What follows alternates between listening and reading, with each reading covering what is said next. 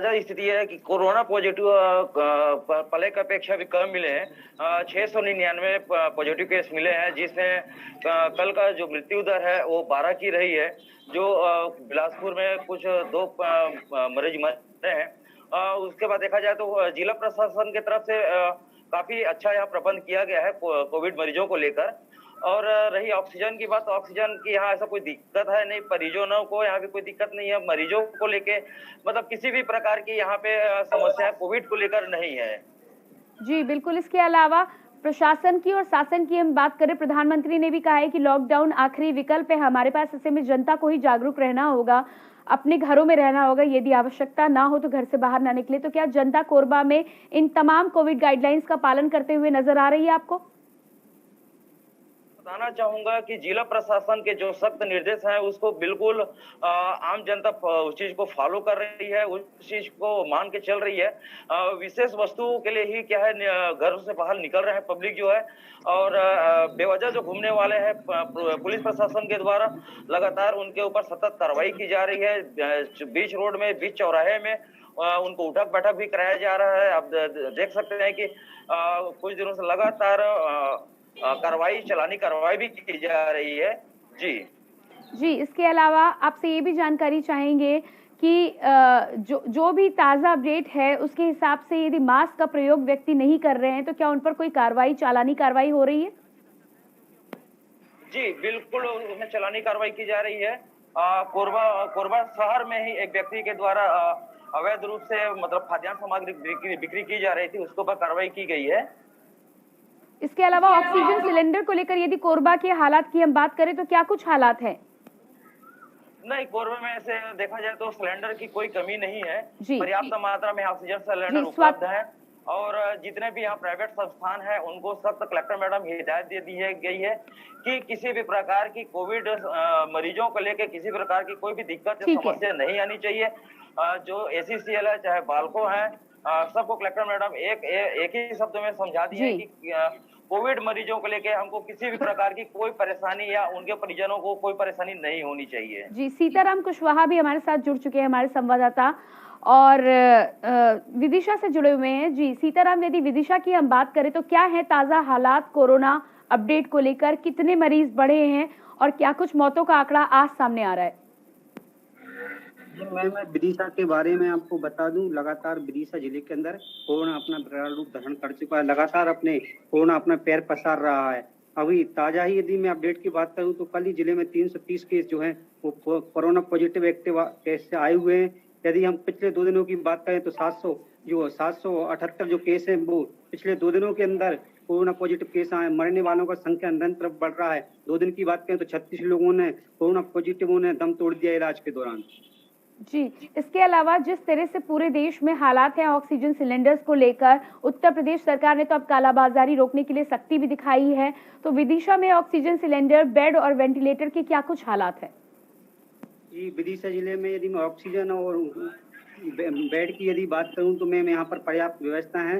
जिला मेडिकल जो अपना मेडिकल कॉलेज है उसमें पर्याप्त व्यवस्थाएं, यहाँ पर जो भी कोविड के मरीज वहाँ पर पहुंच रहे हैं उनके लिए पर्याप्त सुविधा दी जा रही है। और दूसरी बात यदि मैं बात करूँ, जो भी यहाँ पर अधिकतर कोरोना पॉजिटिव निकल रहे हैं जिले के अंदर, उनको सबको अधिकतर मात्रा में क्वारंटाइन किया जा रहा है। और जगह जगह हर ब्लॉक के अंदर जगह जगह वहाँ पर क्वारंटाइन करके वहाँ पर उनकी व्यवस्थाएं की जा रही है।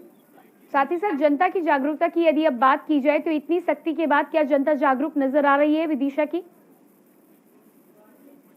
मैम, इसके अलावा भी दूसरी बात ये की जाए कि लगातार प्रशासन, जिला प्रशासन और ब्लॉक स्तरीय जो SDM तहसीलदार लगातार क्षेत्र में दौरा कर रहे हैं, लोगों को समझाई दे रहे हैं। और जगह जगह जिस प्रकार कल की यदि बात करूं तो ग्यारसपुर क्षेत्र में कल संयुक्त कलेक्टर रोशन राय जी ने आकर यहाँ पर दौरा किया है। JM स्कूल का चयन किया है। जो भी बाहर से मरीज आ रहे हैं उनको वहाँ पर रखा जाएगा। उनकी सभी सुविधाएं वहीं पर मौजूद रहेंगी। जी, एक बार फिर से रुक करूंगी स्वाति, भोपाल की स्थितियों की यदि हम बात करें तो आपने ताजा जानकारी हमें दी है। बेड की और ऑक्सीजन की यदि हम बात करें तो यदि मरीजों को जरूरत हो तो किस तरह से मुहैया होगी और कितना समय लग सकता है इसमें? जी, जो बेड यहाँ पर अगर भोपाल में अगर बेड की बात करते हैं तो अभी फिलहाल ऐसा कोई है नहीं कि ज्यादा बेड अब बचे हो यहाँ पर, क्योंकि भोपाल में कोरोना का रेट सबसे ज्यादा है संक्रमण का।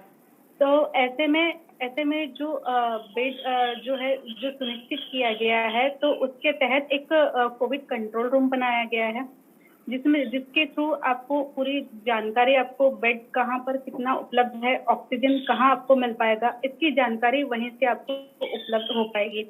लेकिन अगर बात करें कि जो कोरोना संक्रमण जिस तरीके से फैल रहा है, तो पहली आपसे कहती हूँ कि पहली जो लहर थी वो सिर्फ और सिर्फ शहर तक सीमित थी, लेकिन जो दूसरी लहर है वो आजकल अब ग्रामीण क्षेत्रों में भी बढ़ चुकी है। उसी के चलते चिकित्सा मंत्री विश्वास सारंगी से जब हमने बात की, तो उनका ये कहना था कि गांव तक ये जो लहर पहुंची, इसकी चैन तोड़ने के लिए ग्रामीण लोगों की सहमति कोरोना कर्फ्यू के लिए बहुत जरूरी है, और उनकी सहमति से ये वहां पर भी कोरोना कर्फ्यू लगाया जाएगा। साथ ही बेड और ऑक्सीजन की व्यवस्था बढ़ाने के लिए भी सरकार कोशिश कर रही है यहाँ पर। जी, इसके अलावा स्वाति, जहाँ तक देखा गया है कि जागरूकता की लोगों में बहुत ज्यादा कमी है, तो ग्रामीण क्षेत्रों में लोगों को जागरूक करने के लिए क्या प्रशासन ने कोई कदम उठाए हैं? जी देखिए, मॉनिटरिंग जो है 3 स्तरों पे होगी। जो ग्रामीण क्षेत्र है, ग्रामीण इलाकों में कोरोना को काबू करने के लिए पंचायत और ग्रामीण विकास विभाग ने तीन स्तरों पे मॉनिटरिंग सिस्टम बनाया है, जिसमें कर्मचारियों को ट्रेनिंग दी जा रही है। यदि गांव में संदिग्ध मरीज मिलता है तो तत्काल मेडिसिन किट उपलब्ध करवाया जाए। साथ ही जितने भी स्व सहायता समूह और ये रोजगार सहायक समूह जो है, इनको सबको जोड़कर एक टीम बनाई जा रही है जो मॉनिटरिंग कर सके, साथ ही लोगों में जागरूकता फैला सके। वही बात करें अगर भोपाल की, तो मैं आपको बता दूं, कल से एक अभियान यहाँ पर कलेक्टर अविनाश लवानिया द्वारा चलाया जा रहा है, जिसमें जो लोग बिना किसी मतलब के बाहर अगर घूमते पाए जाते हैं, तो उनको सभी को पुलिस वाले वैन में सबको बिठा के जो एक क्रिमिनल होता है उसके हिसाब से उनको लेके जाया जा रहा है, जिससे उनको इस बात का एहसास हो कि वाकई अब जागरूक होना बिल्कुल जरूरी है। जी बिल्कुल। श्याम, आपका रुख करेंगे, और छिंदवाड़ा की यदि हम बात करते हैं तो कोरोना के केसेस जिस तरह लगातार बढ़ रहे हैं, साथ ही साथ ऑक्सीजन की कमी है, बेड की कमी है, वेंटिलेटर की कमी है। हालांकि सरकारों ने अब सख्ती दिखाई है, क्या कुछ कदम छिंदवाड़ा में इसके लिए उठाए गए हैं कि जो मरीज आए उसे तमाम सुविधाएं समय पर मुहैया कराई जा सके? छिंदवाड़ा जिले में वर्तमान में ऐसा प्रशासन द्वारा कोई कदम मरीजों के हित में नहीं उठाया जा रहा है। यहाँ पे मरीजों और मरीजनों के परिवार जो आरोप प्रशासन पर लगा रहे हैं, वह एक ही लगा रहे हैं कि यहाँ पे जिले में सौतेला विहार किया जा रहा है। वहीं जिले में एक मेडिकल कॉलेज है जो कि कंप्लीट है, किंतु फिर भी मरीजों के लिए इस मेडिकल कॉलेज को अभी तक नहीं खोला गया है। जी बिल्कुल। इसके अलावा जो मेडिकल कॉलेज है उसे ही नहीं खोला गया है, क्या कुछ अन्य स्कूलों को या फिर पार्कों को अस्थायी तौर पर अगर जरूरत पड़ती है तो तब्दील किया जा सकता है कोविड सेंटर्स में? किया जा सकता है, किंतु यहाँ जो प्राइवेट अस्पताल है उसमें 1-2 लाख रुपए मरीजों से वसूल किया जा रहा है, और सरकारी अस्पताल में ना तो किसी प्रकार की सुविधा मिल पा रही है और ना ही मरीजों को इंजेक्शन बेड मिल पा रहे हैं। इसलिए कई मरीज अपने घरों में ही दम तोड़ रहे हैं और कोई क्वारंटाइन सेंटर में जाकर अपना इलाज करा रहा है। जी बिल्कुल। तो पूरी तौर पे यहाँ पर व्यवस्था की कमी साफ नजर आ रही है। चंद्र कुमार, रुक करते हैं कोरबा का। कोरबा की क्या स्थिति है? और चंद्र कुमार, आपके पास वापस जरूर लौट कर आएंगे और आपसे कोरबा की स्थिति के बारे में हम जानकारी लेंगे, लेकिन उससे पहले वक्त हो चला एक छोटे से ब्रेक का। आप बने रहिएगा हमारे साथ। अपने तमाम दर्शकों को मैं बता दूं कि यहाँ पर लगातार हम अलग अलग राज्यों में अलग अलग जगहों की चर्चा कर रहे हैं, किस तरह कोरोना का संकट लगातार जारी है। लेकिन ऐसे में अब जिस तरह से सरकारों ने सख्ती दिखाई है, ऐसे में हमारा भी फर्ज बनता है कि हम कोविड गाइडलाइंस का पालन करें और संक्रमण की चेन को तोड़ने में अपनी अहम भूमिका निभाएं। फिलहाल रुकेंगे एक छोटे से ब्रेक के लिए, जल्द हाजिर होते हैं। आप देख रहे हैं के न्यूज, खबरों का सारथी। नमस्कार। कोरोना फिर लौट आया है। इस बार युवाओं को ज्यादा खतरा है। दिल्ली में 65% केस 45 वर्ष से कम उम्र के लोगों के हैं। मजबूरी यह है कि युवाओं को घर से बाहर निकलना ही पड़ता है, क्योंकि उन्हें माता पिता और अपने बच्चों का ख्याल रखना है, घर के लिए पैसे का इंतजाम करना है। इस चक्कर में कुछ लापरवाही हो रही है। मैं अपने युवा भाई बहनों को कहना चाहता हूं कि कोरोना को लेकर बिल्कुल लापरवाही ना करें। मामूली लक्षण हो तो जांच जरूर कराएं। दिल्ली सरकार के अस्पतालों में टेस्ट बिल्कुल मुफ्त हो रहे हैं। और हाँ, 45 वर्ष से ज्यादा उम्र के लोग वैक्सीन जरूर लगवाएं। हमने आपके लिए 24 घंटे सरकारी अस्पताल खोल दिए हैं। युवा अपनी जिम्मेदारी समझें। इस मुश्किल वक्त में उनके परिवार को सबसे ज्यादा उनकी जरूरत है। दूरी बनाएं, हाथ सैनिटाइज करें और मास्क जरूर पहनें। पिछले 1 साल में 3 बार हम दिल्ली वालों ने कोरोना को हराया है। इस बार फिर हराएंगे। मैं और पूरी दिल्ली सरकार हर वक्त आपके साथ हैं। कोरोना हारेगा, हम जीतेंगे। जय हिंद। जुबान के लिए उड़ चला गैरों की ज़मीं पर, खुशबू अपने पन की ढूंढता औरों की ज़मीं पर। मेरी माटी की ये जुबान, मेरी माटी की ये जुबान है। मुझसे दूर मिलो दूर, पर ये दिल है कि चख रहा है उन्हीं अल्फाजों का नूर नूर और नूर। दूर कितना भी जा, इस जुबान से दूर ना जा पाओगे। विमल, बोलो जुबान केसरी। आप देख रहे हैं के न्यूज, खबरों का सारथी। ब्रेक के बाद एक बार फिर से बात करेंगे कोरोना संकट की। जिस तरह से देश के अलग अलग राज्यों में कोरोना के मरीजों का आंकड़ा बढ़ रहा है, ऐसे में एक बार फिर से ऑक्सीजन की कमी को लेकर हाहाकार मचा है। सरकारों ने अब सख्ती दिखाना शुरू किया है। साथ ही साथ कोविड गाइडलाइंस के पालन को लेकर भी नए नियम लागू किए गए हैं। मास्क का प्रयोग करना अनिवार्य है। मास्क का प्रयोग ना किया गया तो जुर्माना होगा। पहली बार में 1000, दूसरी बार में 10,000 तक जुर्माना हो सकता है। ऐसे में जनता को भी अब जागरूक होना होगा और तमाम राज्यों की अलग अलग जगहों की स्थितियों से वाकिफ कराने के लिए हमारे साथ हमारे संवाददाता मौजूद है। स्वाति ओगले भोपाल से, श्याम साहू छिंदवाड़ा से, सीताराम कुशवाहा विदिशा से और चंद्र कुमार कोरबा से हमारे साथ जुड़े हुए हैं। चंद्र कुमार, ब्रेक पर जाने से पहले मैं आपसे सवाल लेना चाह रही थी कोरबा को लेकर और कोरबा की ताजा स्थितियों के बाद जिस तरह से वहां पर व्यवस्था की गई है प्रशासन ने, यदि स्थिति खराब होती है, मरीजों को जरूरत पड़ती है, तो क्या कुछ इंतजाम किए गए हैं मरीजों के लिए? जी, उसके लिए पूरी तरह से जिला प्रशासन पहले से सजग थी और जितने भी ऐसी प्राइवेट जो संस्थानें हैं, बाल्को हैं, एसीसीएल हैं, सबको कोविड हॉस्पिटल बनाने के लिए पूरी व्यवस्था के लिए बोला गया है। और देखा जाए तो एक प्राइवेट संस्थान है सिपेट, जहां पे हजारों की संख्या में कोविड मरीजों को रखा जा सकता है। ये पूरी वहां पे प्रबंध किया गया है। ESIC एक कोविड हॉस्पिटल है जहां सिर्फ पूरी तरीके से वहां सुव्यवस्थित है कोविड मरीजों के लिए, जहां पे मतलब कहा जाए कि सभी प्रकार के उपचार की व्यवस्थाएं हैं। जी, जिला प्रशासन के द्वारा मतलब देखा जाए तो पहले से ही पूरी तरह से सजग थी। जो कोरोना मरीज जो मिल रहे थे कंटिन्यू, जो आगे बढ़ रही थी संख्याएं, तो उसको लेकर जिला प्रशासन काफी सजग है।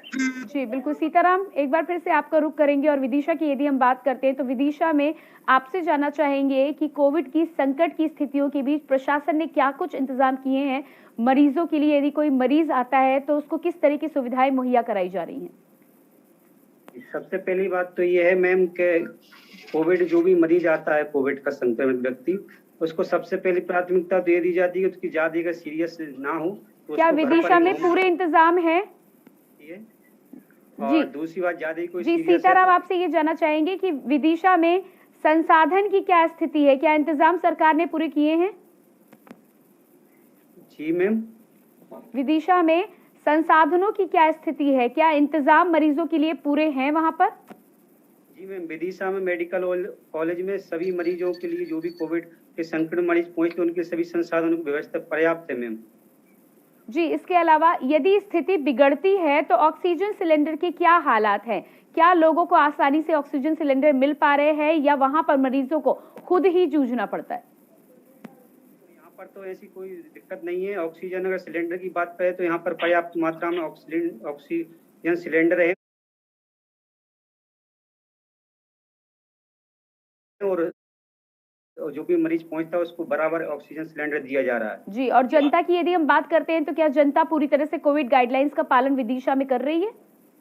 जी नहीं मैम, अगर जनता की हम ये बात करें तो यहाँ पर जनता बेफिक्र और बेचिंता है। यहाँ पर देख रहा जा रहा है, जब भी सुबह से लेकर शाम तक दुकानों में चोरी छुपे यहाँ पर दुकानों में सामान बेचा जा रहा है। व्यापारी जिस प्रकार कलेक्टर के द्वारा 26 तारीख तक लॉकडाउन बढ़ा दिया गया था, पर वैसा भी यहाँ पर जनता के द्वारा पालन करता हुआ दिखाई नजर नहीं आ रहा है। जी, एक बार फिर से स्वाति आपका रुख करूंगी भोपाल की। यदि हम स्थितियों की बात करते हैं तो स्थितियां बेहद खतरनाक है, आपने हमें जानकारी पहले से दी है।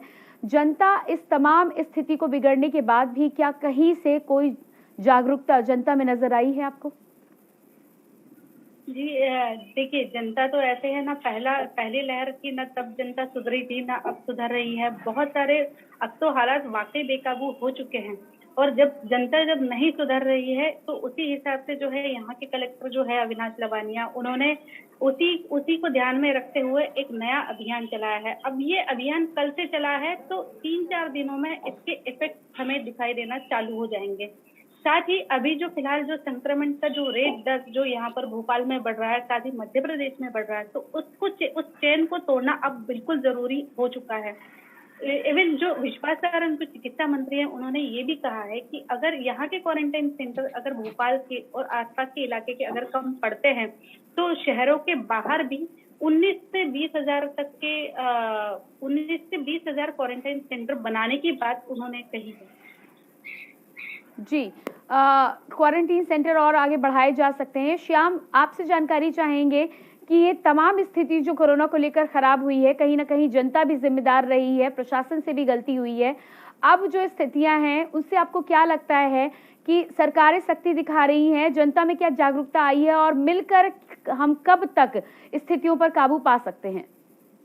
छिंदवाड़ा जिला में जो लॉकडाउन लगा वह 26 तारीख तक लगा है। इसमें जनता इस लॉकडाउन का बहुत अच्छे से पालन कर रही है, क्योंकि जो ये कोरोना संक्रमण की बीमारी फैली है उससे कहीं ना कहीं जनता में दहशत का माहौल दिख रहा है, और जनता अब अपने घरों से बाहर बिना मास्क के नहीं निकल रही है।